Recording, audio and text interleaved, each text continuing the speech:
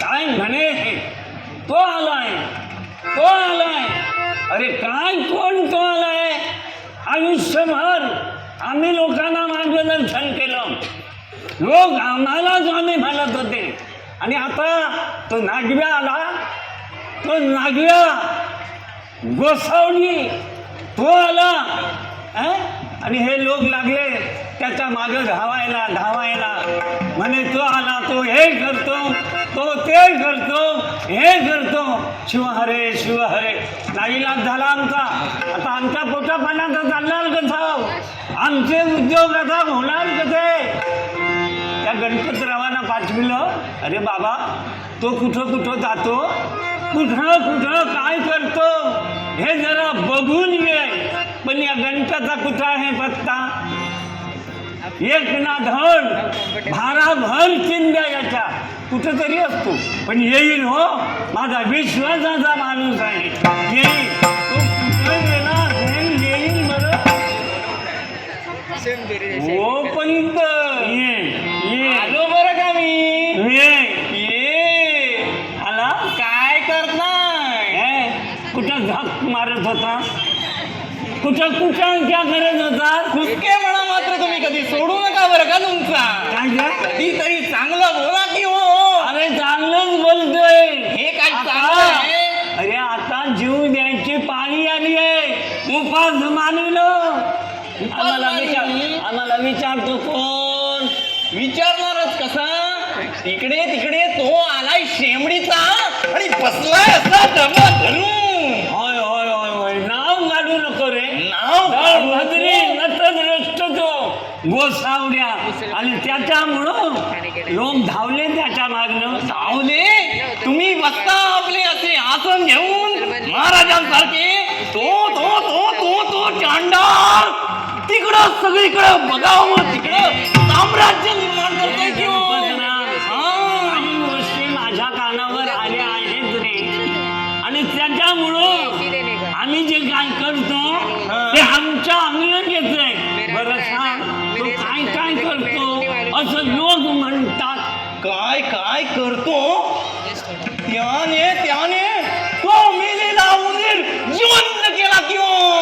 काय काय काय हत्लेखाच्या उंदीरचं काय आणि जिवंत केला काय? अरे तो म्हणे पुजारी गंध उजळीत होता, तेवढ्या देवघरातून एक मुंदीर आला, एक मुंदीर आला धावत. त्या पुजाऱ्यानं काय केलं? गंधाची कांडी धरली आणि नेम धरून मारली. लागली उंदराच्या डोक्याला. जरा वेळ कुठं तो तर पडला. एवढ्या दागो सावड्या तिथं गोसावड्यानं त्याला अंधारलं, उंदीर झाला जिवंत. तटक्यात झाला चिंचेचा चमत्कार. बर, दुसरं काय केलं त्यांनी? काय केलं? काय केलं? काय हो, केलं? त्या कोरड्या विहिरीला पाणी आलं की हो. काय? आणि लागायचंच होतं, पण संध्याकाळ झाली म्हणून कामगार गेले निघून. तेवढ्या हा गोसावला त्या घरात गेला, पाणी मागितलं. ते म्हणाल्या बाई नाही पाणी. तो म्हणे तुझ्या विहिरीला पाणी. बघायला गेलो, अरे तो नागव्या गोसावला. अरे मुतलं गेलं. शिव शिव शिव शिव शिव. आणि त्याचं पाणी आलं. यात कसला आला चमत्कार? भडव्या. बरं, मला सांगावं, हे सगळं तर त्याने असं केलं बोलताय. मग मला सांगा, काय ते? त्या गाईला पानावर कसा उठला? अरे तुझे डोळे कसे रे फुटले? तुला दिसायचं बंद झालं? काय झालं तरी काय म्हणतो? अरे कावळा बसायला, कांदे मोडायला, असं एक झालं. अरे गाय व्यायली, ती घरच्यासनी माहीत नव्हती, कुठं रानात राहिली. अरे वासरू रांगत रांगत बाजूला गेलं. तेवढ्यात हा गोसावला म्हणाला मला शमी दे. शमी नाही म्हणून त्या बाईनं सांगितलं कोणाला गाय आहे अंगणात तिचं दूध काढ. तर ती म्हणाली ते वांजूरची गाय आहे. तिनं चरवी दिली आणि दूध काढलं की ती गाय वेललेली होती म्हणून दूध आलं. ते काही असू दे भाडील्या पण या सगळ्यामुळे त्या जेवणाचं साम्राज्य निर्माण झालंय कसे? त्या रांडीच्या स्नायू उजलो आणि तुला नाही धंदा म्हणून हे सारं थोतांडलं मागवितात आणि आमच्या पोटावर पाय येतात की रे. आता लोकांना समजू लागलो. काही समजू लागले? कारण हे लोक मला फसवायचे. लग्न समारंभात गेलो आणि मी म्हटलं 25 नारळ द्या. हे म्हणायचे 5च आहे. दुसरं म्हटलं सुपाऱ्या 50 द्या. ते म्हणायचे 25च आहे. माझ्या लक्षात आलं हे यजमानातलं दक्षिणा उपटली पाहिजे म्हणून तुला होता बरं. माझ्याबरोबर तो बाया होता आणि बाळाला मी मंत्र म्हणण्याच्या उद्देशानं म्हटलो. कारण तिथे एक भला मोठा घट होता तुंपानं भरलेला. तुंपानं भरलेला मोठा. मी बाया म्हटलं बाया वाकड्या रतन चोर्यनम. तो मस म्हणाला बाबा कशातून. मी दुसरा मंत्र म्हटला अरे मेल्या नव्या कोऱ्या बुटकुल्यातून.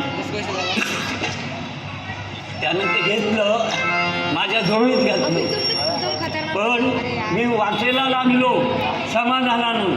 पण एका सद्ग्रस्तानं बघितलं होतं की रे तो मार्गात आला आणि मला म्हणाला हो म्हणजे काके कितम मी म्हटलं पोते पुस्तकम तरी त्याचं समाधान होईना. तो मला म्हणाला लक्ष कितम. मी म्हटलं अरे सूर्यकिरणम तरी त्याचं समाधान होईना. एवढ्यात काय झालं होतं तो तुंपाचा घट टाकून तुंप पातळ झालं होतं आणि गळायास लागलं होतं. म्हणून त्यानं मला विचारलं हो अजी काका गळतं कितम. मी म्हटलं अरे बाबा माझं कर्म गळतं. तेव्हा म्हटलं त्याच्या मनाचं समाधान झालं आणि तो निघून गेला. पण तेवढ्यात काय तुंप घेऊन मी घरी आलो. बायको आली ठमी म्हणाली काय आणलं. मी म्हटलं तुंप आणलं. त्यांनी भली मोठी परात घेऊन आली. मी त्याच्यात ओतलं आणि वितरवण्यास ठेवलं. एवढ्यात काय झालं त्या बाजूनं काकू येत होत्या. काकूंच्या बरोबर काळा कुत्रा आला होता. त्यानं ती थाळी हुंगली. तुंपाचा वाचतो त्यानं हुंगली. एक पाय वर केला करायचं ते करून मोकळा झाला. काय केलं कुत्र्यानं बघा. मी म्हटलं काय केलं ते बरं केलं. काय बरं केलं काळा उत्तम तुपातम उत्तम. काळा उत्तम तुपातम उत्तम. तूप चवीस अति तुळशी पत्र ठेविलं आणि घेऊन घरी गेलो. हे बघ